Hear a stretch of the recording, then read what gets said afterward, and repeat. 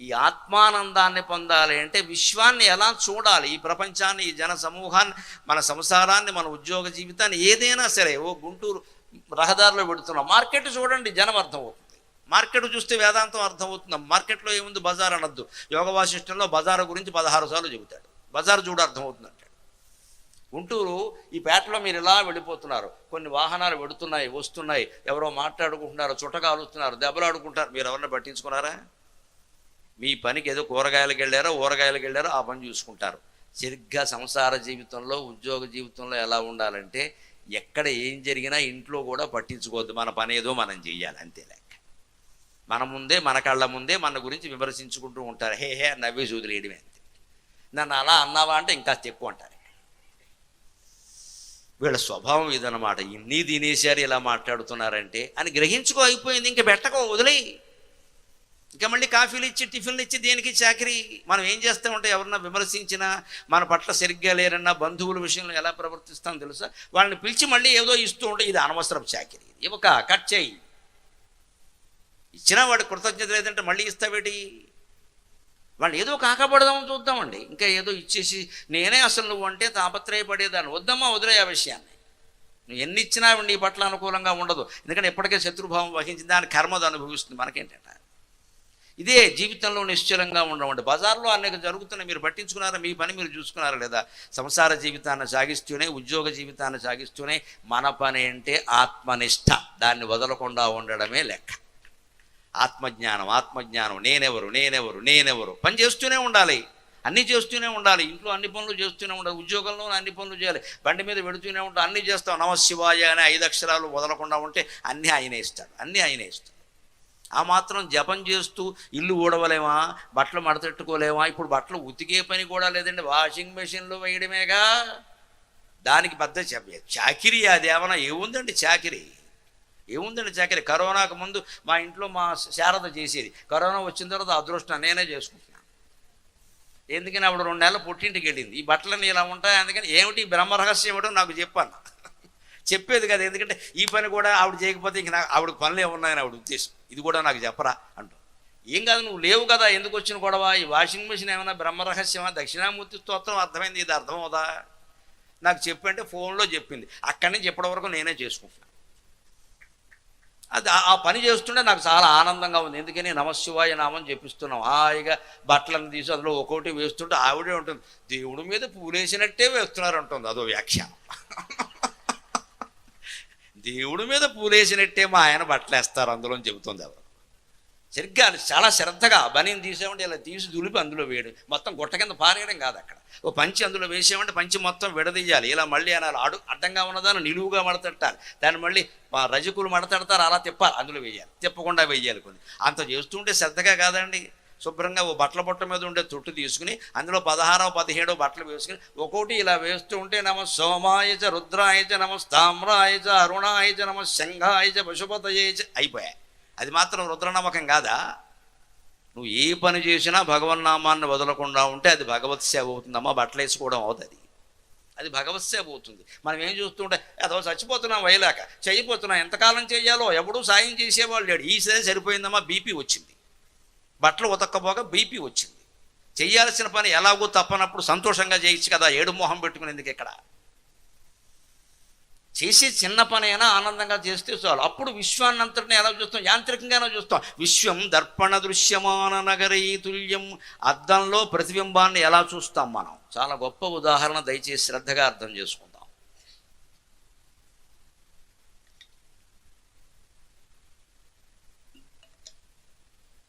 విశ్వం దర్పణ దృశ్యమాన నగరీ తుల్యం.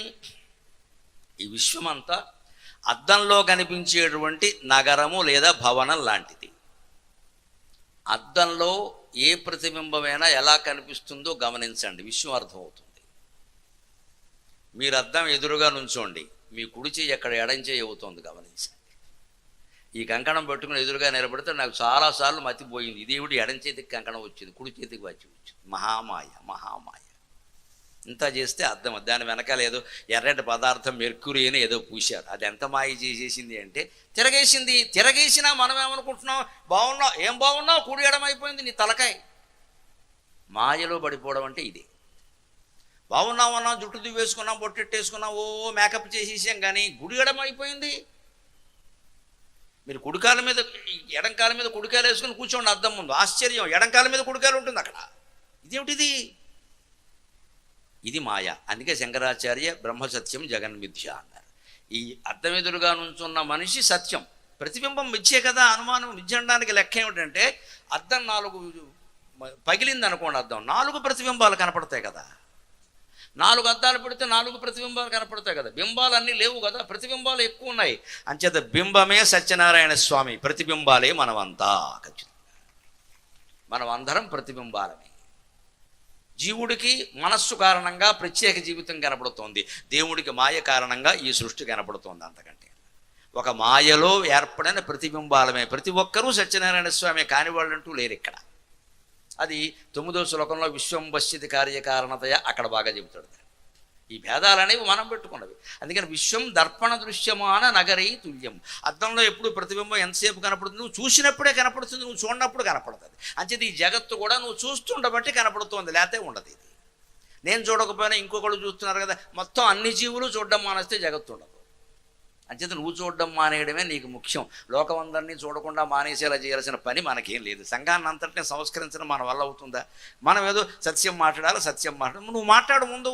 ఊరికే సత్యం గురించి వాట్సాప్ ఒకటి తీసుకోవడం, దాన్ని ప్రచారం చేయడం, ఇది వారు చెప్పారు. ఇప్పుడు జరుగుతున్న భాగవతం మీద ఎవ్వడు ఏమీ పాటించడు. మా సూక్తులు మాత్రం మొత్తం అందరికీ sharing sharing sharing. Everybody is sharing, nobody is practising.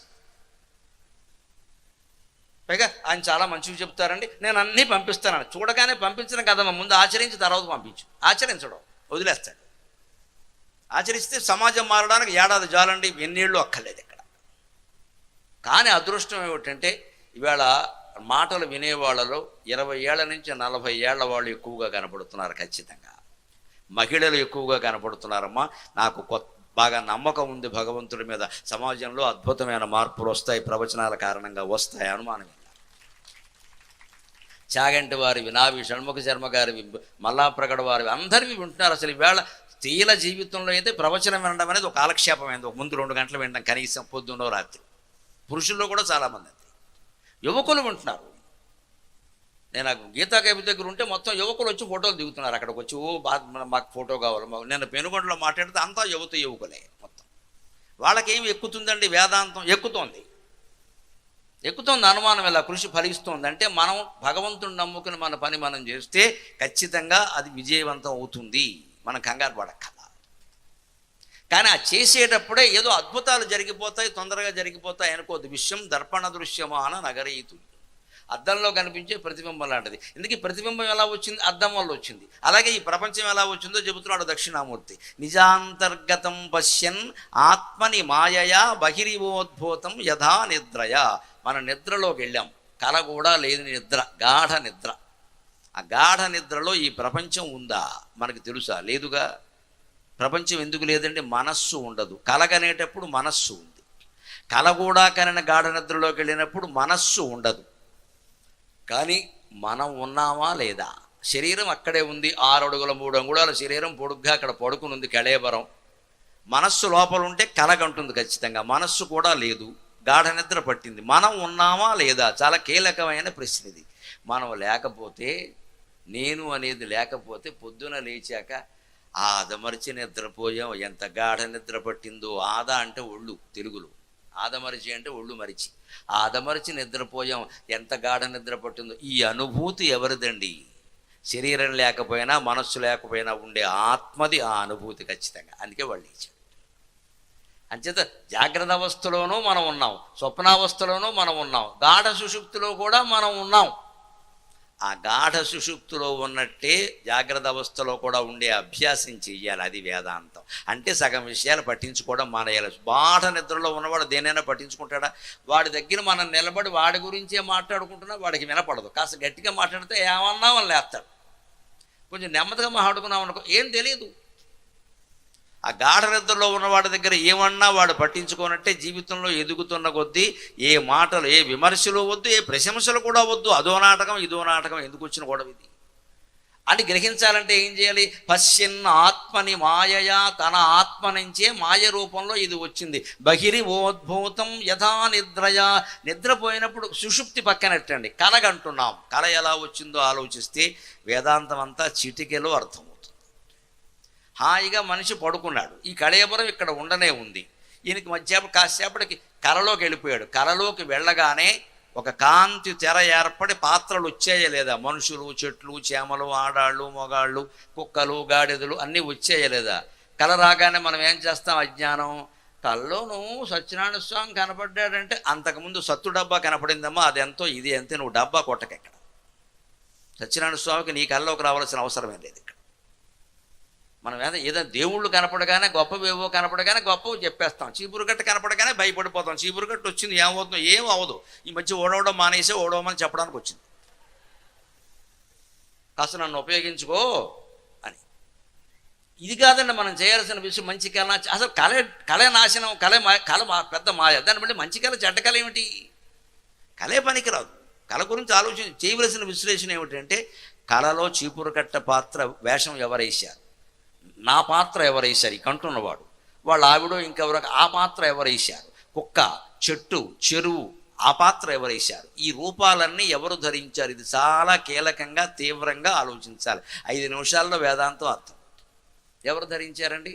ఈ జీవుడే ధరించాడు, అనుమానం ఏమీ లేదు. ఈ పడుకున్నవాడే ధరించాడు, ఇంకెవరు లేడుగా అక్కడ. అందుకే మన కళ పక్క వాళ్ళకి చెప్పామనుకోండి, వాళ్ళకి తెలియదుగా కాబట్టి నాకు రాలేదు ఆ కాలంట. పైగా ఎవరి దగ్గరికి రావాలి, మీరు మా కళ్ళలోకి వచ్చారన్నాం అనుకోండి, ఇది మగవాళ్ళతో ఉంటే ఒక ఇబ్బంది, ఆడాళ్ళతో అంటే 2 ఇబ్బందులు. ఎలా అంటామండి? కళ్ళలోకి ఆవిడ రాలేదు, మన కళ్ళలోకి ఆయన రాలేదు, చెట్టు రాలేదు, పుట్ట రాలేదు, కుక్క రాలేదు. మరి రూపాలన్నీ ధరించింది ఎవరండి? మనమే. ఒక జీవుడు తాను పడుకుని తనకు తెలియకుండా తన రూపాన్ని కూడా మళ్ళీ ధరించి, ఆడాళ్ళ రూపాలు, మొగాళ్ళ రూపాలు, చెట్ల రూపాలు, పుట్ట రూపాలు, కుక్కల రూపాలు, గాడిద రూపాలు, అన్ని పాత్రలు తానే ధరించి, డైలాగ్స్ సంభాషణలన్నీ తానే రాసుకుని, కింద పడి మీద పడి గెలిచి ఓడిపోయి కాసేపటికి బేరమని బయటికి రావడం నిజమైనప్పుడు శ్రీ మహావిష్ణువు ఈ ప్రపంచంలో ఉండే అన్ని రూపాలు ఆయనే ధరించి ఒక మహత్తరమైన క్రీడ సాగిస్తున్నాడు అనడంలో అబద్ధమే లేదమ్మా. పక్కా నిజం, పక్కా నిజం, పక్కా నిజం. అది కళ.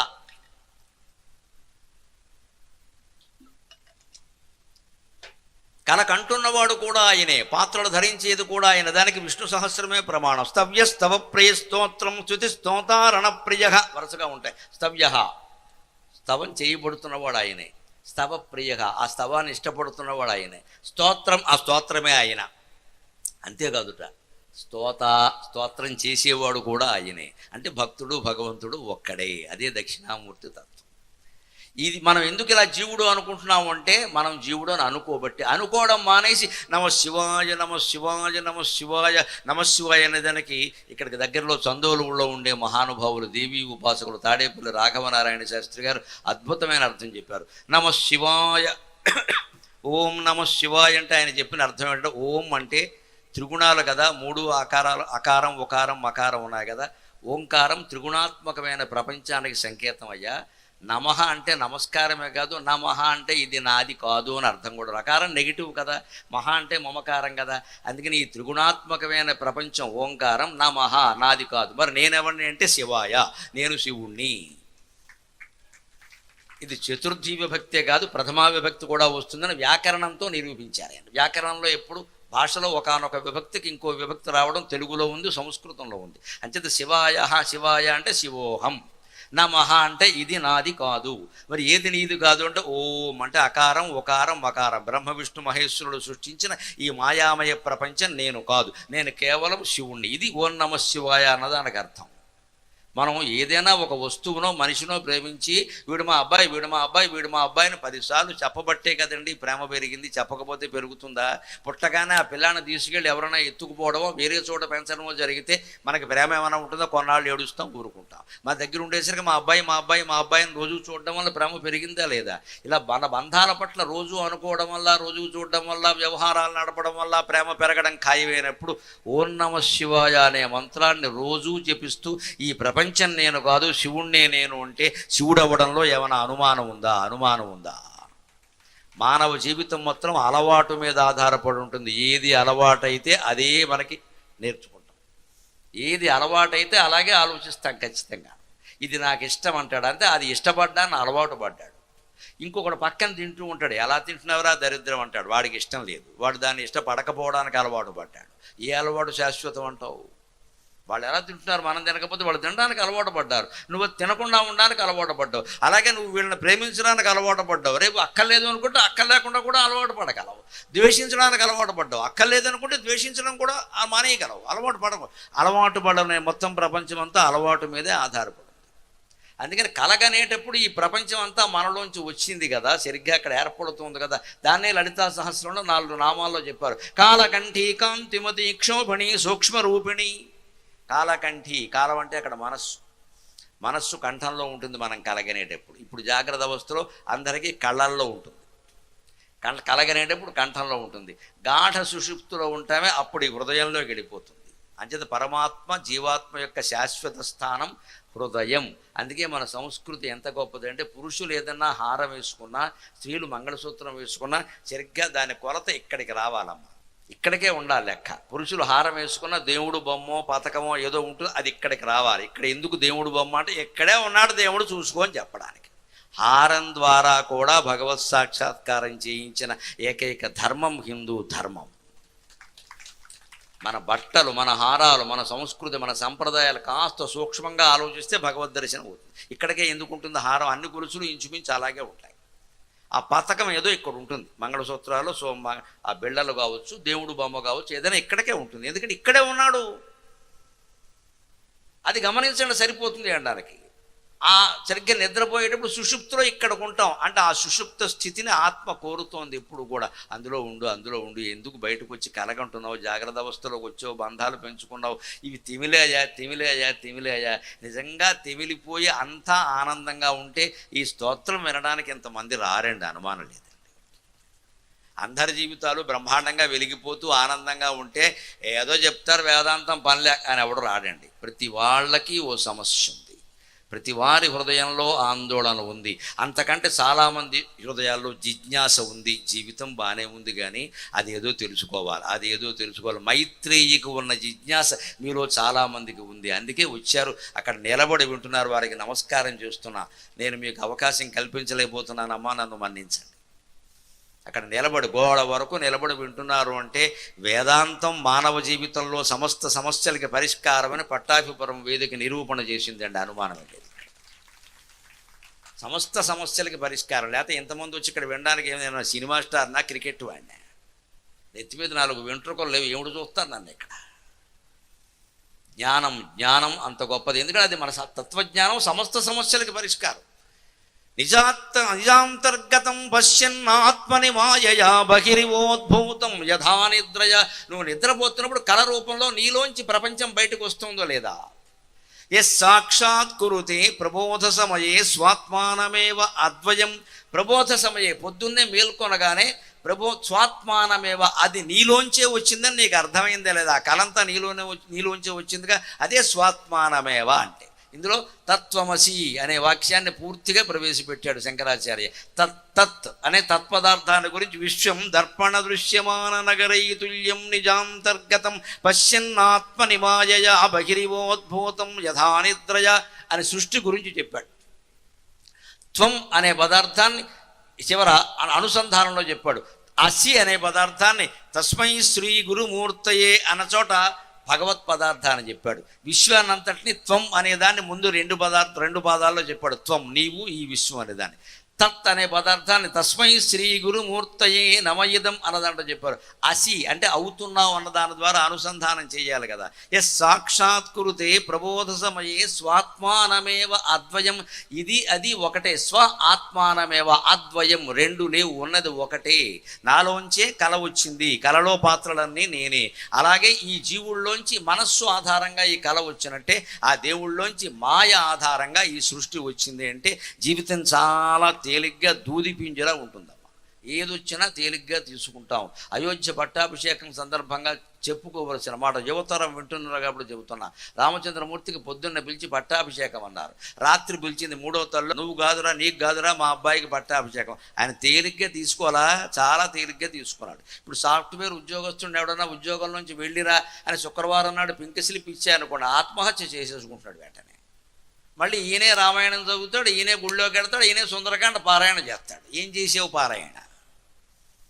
నువ్వు తేలిగ్గా ఎందుకు తీసుకోలేకపోతున్నావు? 4 నెలలు ఆగితే ఉద్యోగం రాదా? నువ్వు ప్రతిభావంతుడవైతే ప్రతి కంపెనీ నిన్నే పిలుస్తుంది మిత్రమా, అనుమానం వెళ్ళా, కంగారు పడక్కల. ఆ ప్రతిభని కాపాడుకోవాలి. ఉద్యోగం లేనప్పుడు ఆ ప్రతిభను కాపాడుకోవాలి. దానికి సంబంధించిన పుస్తకాలు చదువు, ఇంకాస్త జ్ఞానం పెంచుకో. ఎవరన్నా ఉద్యోగం కావాలి, ఉద్యోగం ఇస్తాం అనగానే ఇగోనండి నాకు ఇంత అనుభవం ఉంది, కొత్తగా ఇంత నాలెడ్జ్ ఉందని చెప్పి ఇదివరకు కంటే ఇంకా ఎక్కువ ఇస్తారు జీతాన్ని. ఆ సమయాన్ని దానికి వినియోగం చేయాలి. ఎందుకని ఉద్యోగం ఉన్నప్పుడు మనం ఏం చదవలేకపోయామో, ఏం చెయ్యలేకపోయామో అవన్నీ ఇప్పుడు చేయొచ్చు, ఇప్పుడు చదవచ్చు.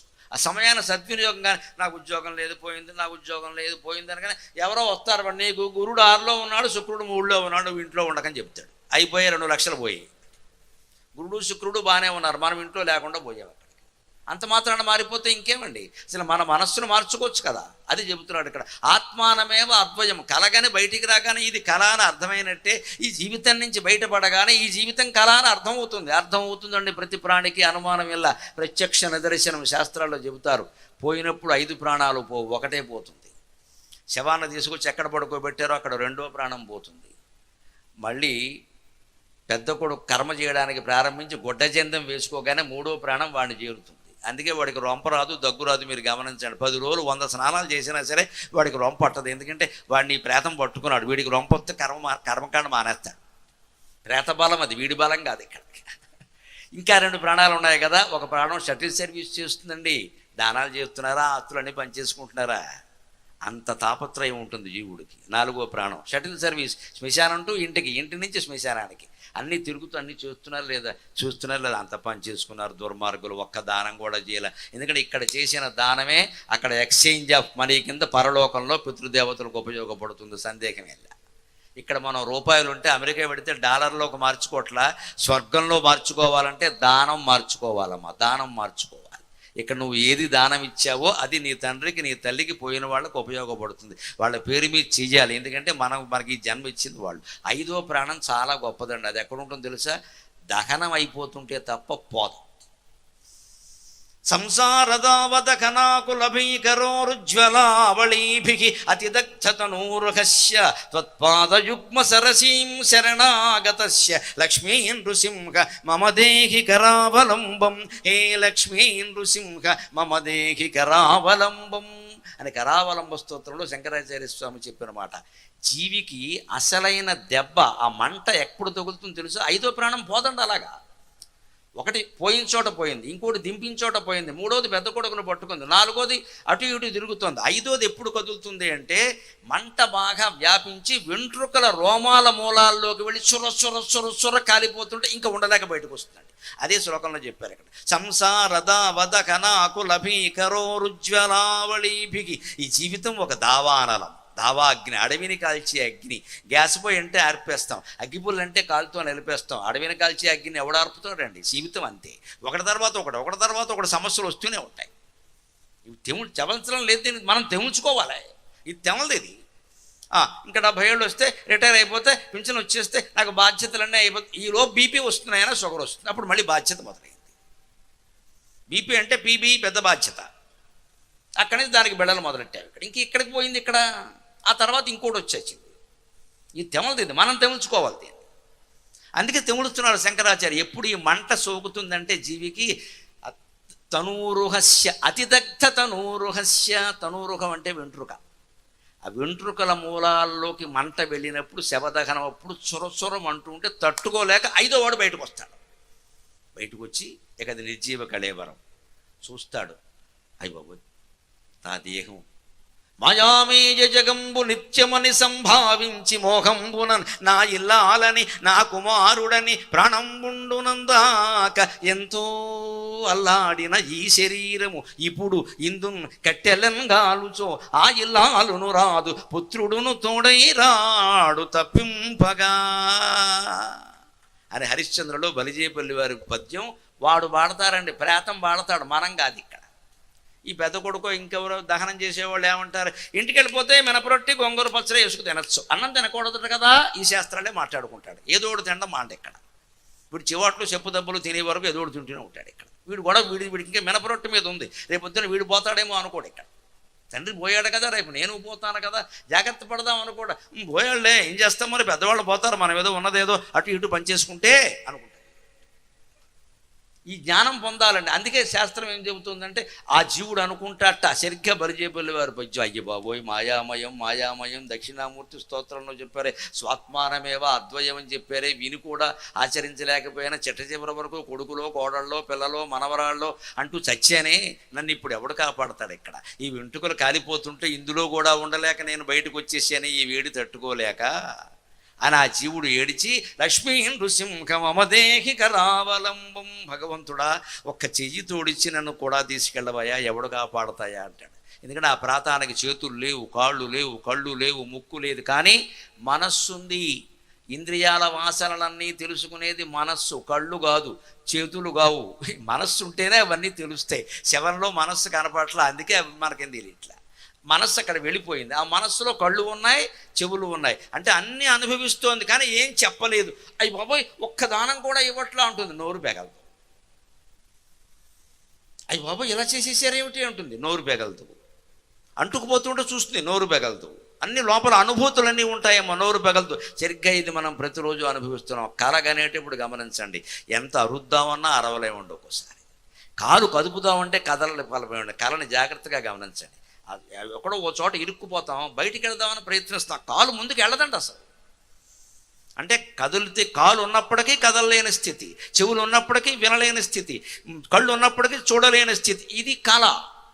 అది మనం జీవితంలోనే కళ్ళున్నా కొన్ని చూడకుండా, చెవులున్నా కొన్ని వినకుండా, కాళ్ళున్నా కొన్ని చోట్లకు వెళ్ళకుండా స్థిరంగా ఆత్మనిష్టలో ఉంటే ఈ కళకి అలవాటు పడతాం. అదే మౌనం. 90% సమస్యలు మౌనం ద్వారా పరిష్కారం అవుతాయి. వివేకానందుడు చెబుతాడు, 20,000 టన్నుల వ్యర్థమైన మాటల కంటే 2 నిమిషాలు మౌనం మంచిది అంటాడు ఆయన. ఇంట్లో సమస్యలు వచ్చినప్పుడు ఆ సంబంధం ఎక్కువ లేని వాళ్ళు మౌనంగా ఉండండి దయచేసి, అదే తేలిపోతుంది. మనకు ఉండలేము, మనవాళ్ళు అన్నవాళ్ళని సమర్థించేస్తాం వెంటనే, ఇంకాస్త అగ్ని రగులుకుంది అక్కడ. మనం సమర్థించకుండా ఉంటే అది రగులుకుంది. వాళ్ళ తప్పులు వాళ్ళు తెలుసుకుంటారు, చెప్పవలసింది ఏదో చెప్పడం, ఊరుకోవడం. అందుకని ఇక్కడ చెబుతున్నారు ప్రత్యేకంగా, స్వాత్మానమేవాద్వయం తస్మై సాక్షాత్ కురుతే ప్రబోధ సమయే, స్వాత్మానమేవాద్వయం తస్మై శ్రీ గురుమూర్తయే నమయదం శ్రీ దక్షిణామూర్తయే. అలా కళ నుంచి బయటపడగానే ఇదంతా నాలోంచే వచ్చిన కళ అని తెలిసినట్టే, మనం ఈ జీవితం నుంచి బయటపడగానే విశ్వమంతా ఒకే ఒక శక్తి అని తెలుసుకోగానే ఆ 5 ప్రాణాలు విలవెల్లాడే పని ఏమీ లేకుండా, రమణ మహర్షి పరమపదించినప్పుడు ఎలాగైతే నిశ్చింతగా ఉత్తరానికి ఒక ఉల్క వెళ్ళిపోయిందో, కంచి పరమాచార్య పరమపదించినప్పుడు ఎలాగైతే నిశ్చింతగా ఒక నక్షత్రం గగనానికి ఎక్కిందో, అలాగే ఆ నక్షత్ర స్వరూపాన్ని ధరించి వెళ్ళిపోగలుగుతామమ్మా, సందేహం ఏమీ లేదు.